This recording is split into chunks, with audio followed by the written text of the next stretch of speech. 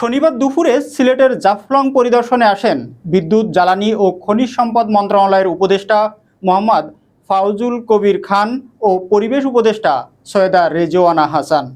এ সময় আকস্মিকভাবে স্থানীয় পাথর শ্রমিকেরা উপদেষ্টাদের গাড়ি আটকে দেয়।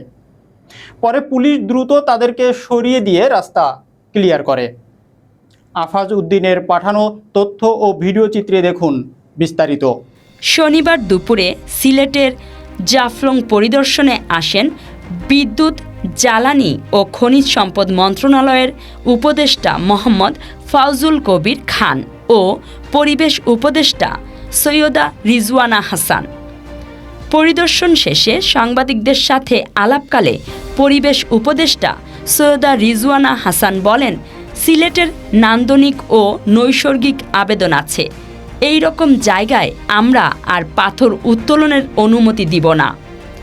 বিদ্যুৎ, জ্বালানি ও খনিজ সম্পদ মন্ত্রণালয়ের উপদেষ্টা মোহাম্মদ ফাউজুল কবির খান বলেন, অবৈধভাবে বালু, পাথর উত্তোলনের মাধ্যমে এই এলাকা ধ্বংস হয়ে গেছে। আপাতত এই এলাকা থেকে পাথর উত্তোলন করতে দেওয়া হবে না। দ্বিতীয়ত, এখানে যে ক্রাশার মেশিন আছে সেগুলো সরিয়ে নিতে হবে। এজন্যে সকল ক্রাশার মিলের বিদ্যুৎ বিচ্ছিন্ন করা হবে। সিলেটের যে পর্যটন কেন্দ্রগুলো, এইগুলো আধুনিকায়ন করলে সিলেটে যে লন্ডন থেকে টাকা আসে তার থেকেও বেশি টাকা এই খাত থেকে আসবে। দুই উপদেষ্টা জাফলং পরিদর্শন শেষে দেওয়া বক্তব্য ও শ্রমিক ও ব্যবসায়ীদের কাছে সন্তোষজনক না হওয়ায় শ্রমিকরা বিক্ষোভ করেন। এ সময় শ্রমিকরা ভুয়া স্লোগান দিয়ে গাড়ি বহরের সামনে রাস্তায় শুয়ে পড়েন। গোয়াইনঘাট থানার ভারপ্রাপ্ত কর্মকর্তা সরকার মোহাম্মদ তোফায়েল আহমেদ জানান, আকস্মিকভাবে স্থানীয়রা উপদেষ্টাদের গাড়ি আটকে দেয়। পরে পুলিশ দ্রুত তাদেরকে সরিয়ে দিয়ে রাস্তা ক্লিয়ার করে। ওনার কারণেই আমাদের এই সিলেটের এই অবস্থা।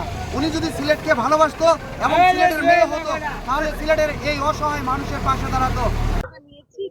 সিলেটের নান্দনিক আবেদন আছে, নৈসর্গিক আবেদন আছে। এইরকম জায়গাগুলোকে আমরা আর পাথর তোলার জন্য ইজারা দেব না।